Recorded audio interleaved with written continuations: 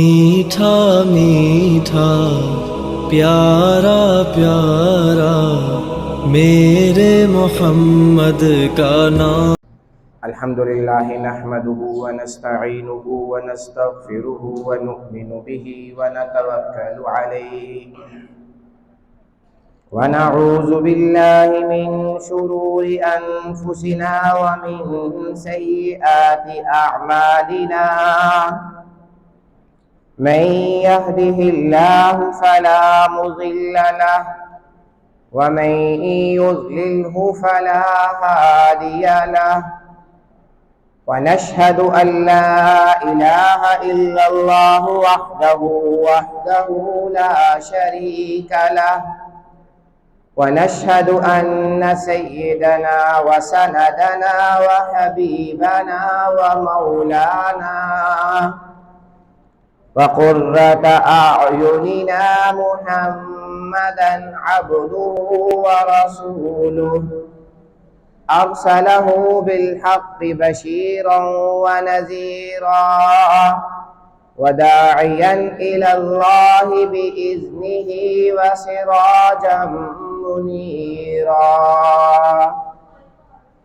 صلى الله تعالى عليه وعلى آله وأصحابه وسلم تسليما كثيرا كثيرا أما بعد فأعوذ بالله من الشيطان الرجيم بسم الله الرحمن الرحيم وَإِذَا سَأَلَكَ عِبَادِي عَنِّي فَإِنِّي قَرِيبٌ أُجِيبُ دَعْوَةَ الدَّاعِ إِذَا دَعَانِ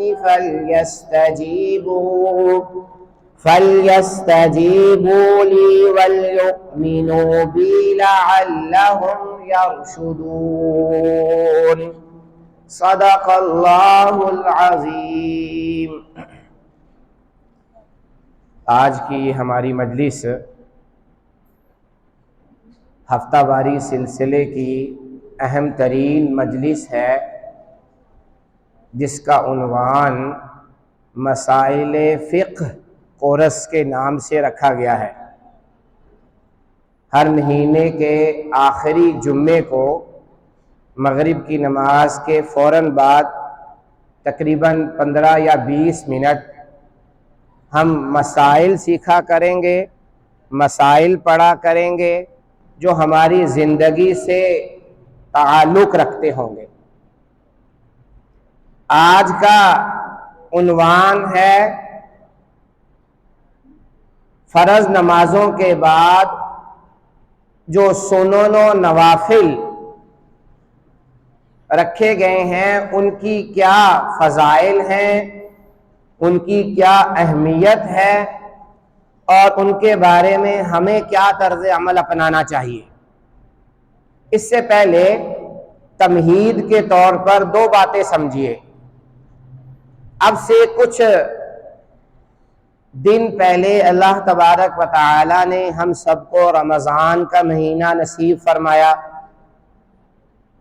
اور یہ ایسا قیمتی، ایسا مبارک مہینہ ہے کہ گیا گزرا مسلمان بھی اس مہینے میں اللہ سے لو لگا لیتا ہے، کبھی روزہ رکھ کر، کبھی راتوں کو تراویح میں کھڑا ہو کر، کبھی سحری اور افطاری میں اللہ سے دعائیں مانگ کر اللہ کے قرب کو پاتا ہے۔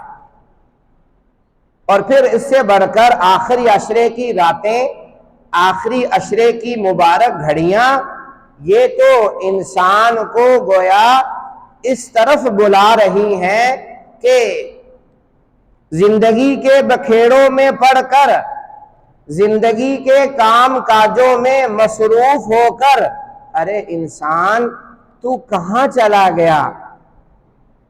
تیرا اپنے رب سے تعلق کمزور ہو گیا، تو اپنے رب سے دور ہو گیا، لہٰذا تجھے یہ مبارک گھڑیاں دے رہا ہوں، مبارک دن دے رہا ہوں، مبارک ایام دے رہا ہوں، تو اللہ کے قریب ہو جا، اللہ کے قرب کو اور زیادہ مضبوط کر لے، اللہ کے تعلق کو اور زیادہ جوڑ لے۔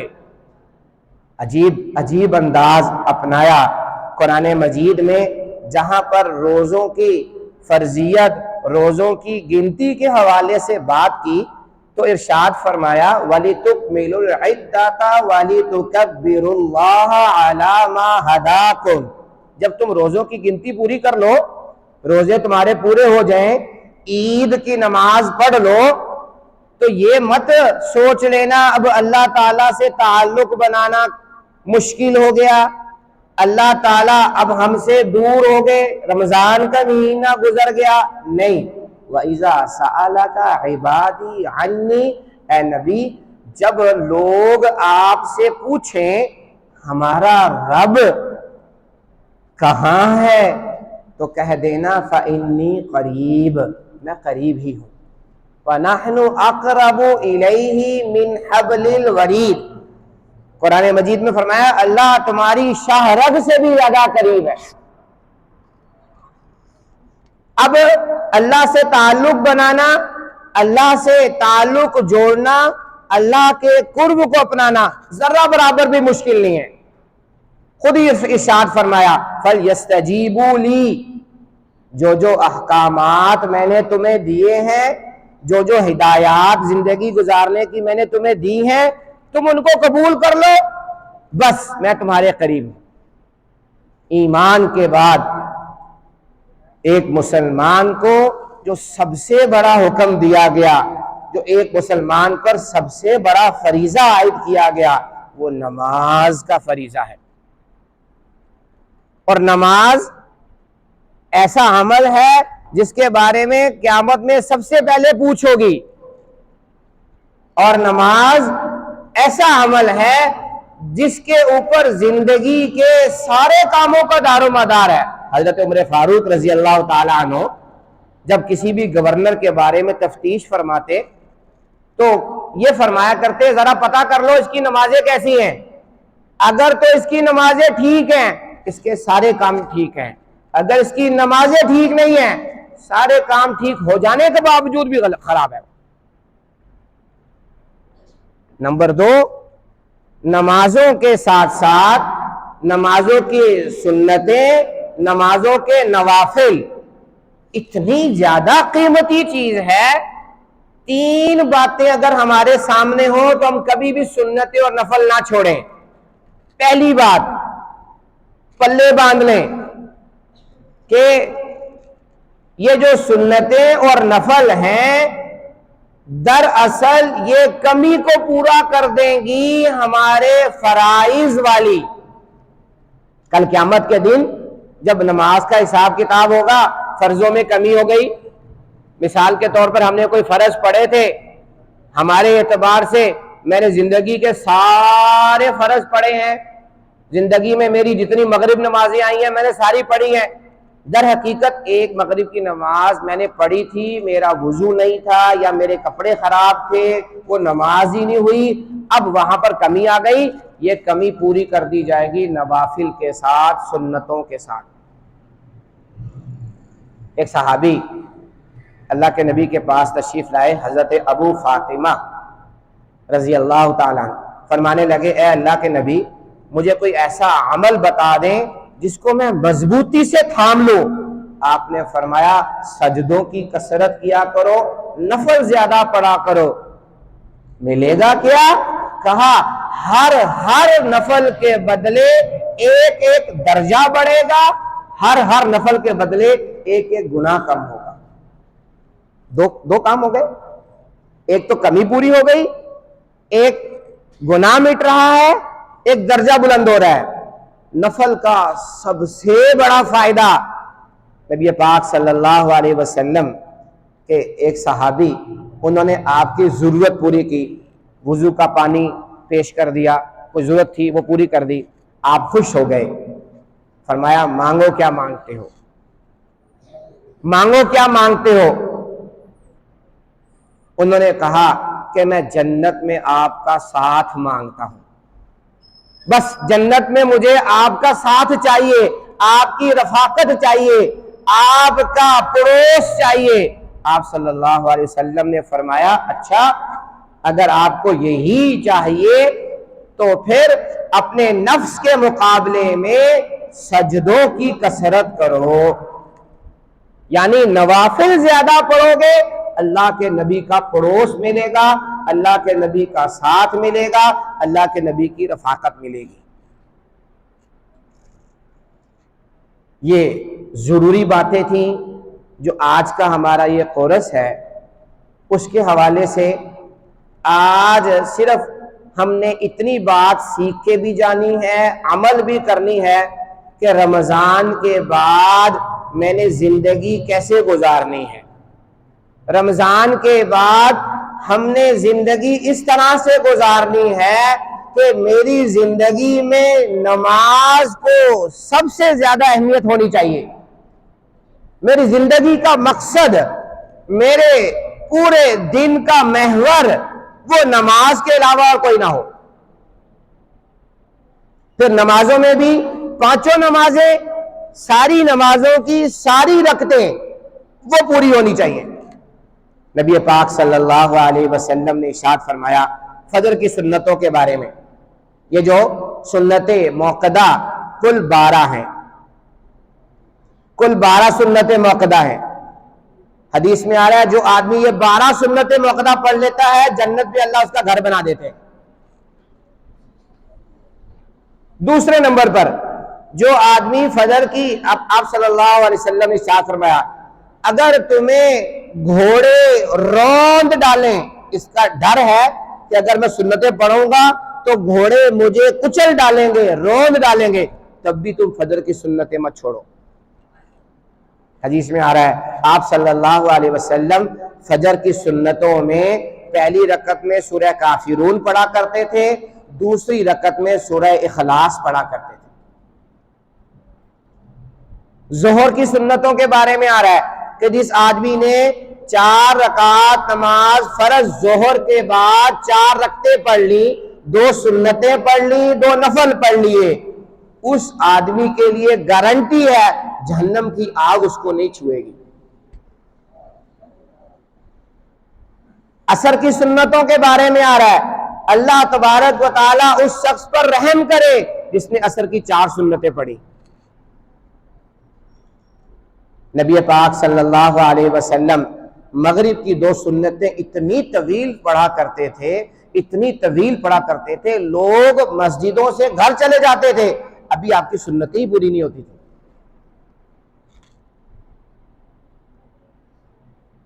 انشاءاللہ العزیز اگر ہم اپنی زندگی میں رمضان کے بعد اللہ کا قرب چاہتے ہیں، اللہ کا ساتھ چاہتے ہیں، اپنی زندگی میں نماز کو لے آئیں، اور پھر 5 نمازیں، ساری نمازوں کی ساری رکعتیں، یہ ہمارا ہدف بھی ہونا چاہیے، ہمارا ٹارگٹ بھی ہونا چاہیے۔ انشاءاللہ العزیز اگر ہماری ساری نمازیں پوری ہوں گی، ساری رکعتیں پوری ہوں گی، اللہ کے نبی کی رفاقت بھی ملے گی، اللہ کے نبی کا پڑوس بھی ملے گا، ہمارے درجات بھی بلند ہوں گے، ہمارے گناہ بھی مٹیں گے، اور سب سے بڑی بات جو حدیث میں آ رہی ہے کہ نماز انسان کے نفس کو کچلنے کے لیے، قابو کرنے کے لیے بہت ہی مفید ہے۔ آج کا نوجوان پریشان رہتا ہے، آج کا نوجوان پریشان رہتا ہے کہ جی میرے اختیار میں اپنا نفس نہیں ہے۔ آج کا نوجوان اس حوالے سے پریشان رہتا ہے کہ میں نفس کی بات بہت جلدی مان لیتا ہوں، تو حدیث میں اس کا علاج آ رہا ہے اگر آپ کا نفس بے قابو ہو رہا ہے، آپ کا نفس سستی پر ابھار رہا ہے، آپ کا نفس گناہ پر ابھار رہا ہے، آپ نمازوں کی، نوافل کی کثرت کرنا شروع کر دو، نفس آپ کے قابو میں آ جائے گا۔ علماء کرام نے نمازوں کے ساتھ ساتھ ایک اور عمل بھی بتایا ہے، اگر ہم اس عمل کو بھی نمازوں کے ساتھ ملا لیں گے انشاءاللہ ہماری یہ والی زندگی بھی رمضان جیسی زندگی بن جائے گی۔ وہ کیا ہے؟ جیسے ہی صبح فجر سے اپنا آغاز کریں، اللہ کے سامنے ہاتھ پھیلائیں، یا اللہ آج کا دن شروع کرنے لگا ہوں، حلال روزی کمانے کے لیے نکلوں گا، کوشش کروں گا حلال روزی کماؤں، لیکن پھر بھی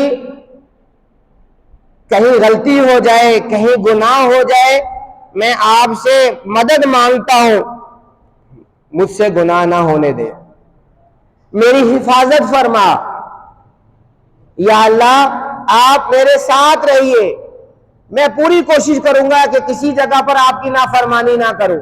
یہ دعا مانگ کر گھر سے نکل جائے، پورا دن کوشش کرے کہ میں کسی بھی قسم کا کوئی گناہ، کوئی گڑبڑ نہ کروں۔ رات ہو گئی ہے، بستر پر لیٹا لیٹا اللہ سے باتیں کرے، یا اللہ پورا دن گزر گیا، الحمدللہ 5 نمازیں بھی پڑھ لی، میں نے گناہ بھی کوئی نہیں کیا، یا اللہ یہ تیرے کرم سے ہوا تو اس کو قبول فرما۔ اور اگر کوئی نماز چھوٹ گئی ہے، فوراً نماز قضا کر لے۔ یہاں پر قضا نماز کرنے کا طریقہ سن لیں۔ کسی کی عمر 20 سال ہو گئی ہے، 25 سال ہو گئی ہے، 30 سال ہو گئی ہے، اس کی پچھلی نمازیں بہت ساری قضا ہو گئی ہیں اور اس کو یاد نہیں ہے کہ میری 2 سال کی نمازیں قضا ہوئی ہیں، 5 سال کی نمازیں قضا ہوئی ہیں، اب وہ اپنی نمازوں کی قضا کیسے کرے؟ بہت ہی آسان طریقہ ہے، وہ روزانہ کسی بھی وقت میں اپنی قضا نمازیں شروع کر دے۔ مثال کے طور پر ظہر کی نماز پڑھی ہے، ظہر کی نماز کے بعد 4 رکعت نماز ظہر پڑھے، نیت یہ کرے جو میری سب سے پہلی نماز ظہر قضا ہوئی تھی وہ پڑھ رہا ہوں، 4 رکعت پڑھ لے۔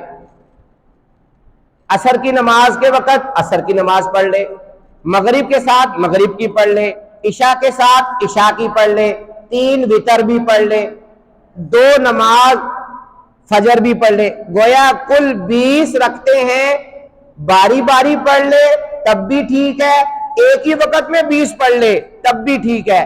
نیت ہر دفعہ یہی کرے گا، جو پہلی مغرب کی قضا ہوئی تھی وہ پڑھ رہا ہوں، جو پہلی عصر کی قضا ہوئی تھی وہ پڑھ رہا ہوں، جو پہلی ظہر کی قضا ہوئی تھی یہ پڑھ رہا ہوں۔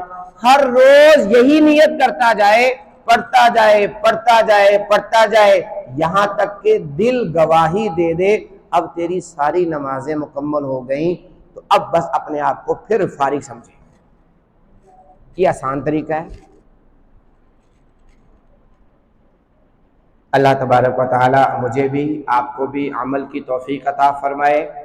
آج کا یہ موضوع الحمدللہ یہاں پر ختم ہو گیا۔ دوبارہ سے خلاصے کے طور پر دہرائے دیتا ہوں، آج کا ہمارا موضوع ہے نمازیں، ان کی سنتیں اور ان کے نوافل۔ رمضان کے بعد زندگی گزارنے کا طریقہ یہ ہے کہ ہم اپنی زندگی میں نمازوں کو سب سے زیادہ اہمیت دیں۔ کہیں ملنے جانا ہے، بھئی ظہر کے بعد آؤں گا، بازار جانا ہے، بھئی عصر کے بعد جاؤں گا، کہیں دعوت پہ جانا ہے، بھئی عشاء کے بعد آئیں گے۔ یعنی ہماری گھڑی وہ یہ والی گھڑی نہ ہو، بلکہ ہمارا ٹائم ٹیبل نمازوں کے مطابق چل رہا ہو۔ نمبر 2، آپ میں سے ہر ایک آدمی اس بات کو پکا کر لے، میں ساری نمازیں پڑھوں گا، ساری نمازوں کی ساری رکعتیں پڑھوں گا۔ کیوں بھئی تیار ہے؟ ساری نمازیں پڑھوں گا، ساری نمازوں کی ساری رکعتیں پڑھوں گا، ہاتھ کھڑا کر کے انشاءاللہ ساری نمازیں پڑھوں گا، ساری نمازوں کی ساری رکعتیں پڑھوں گا۔ اللہ تعالیٰ مجھے بھی آپ کو بھی عمل کی توفیق عطا فرمائے۔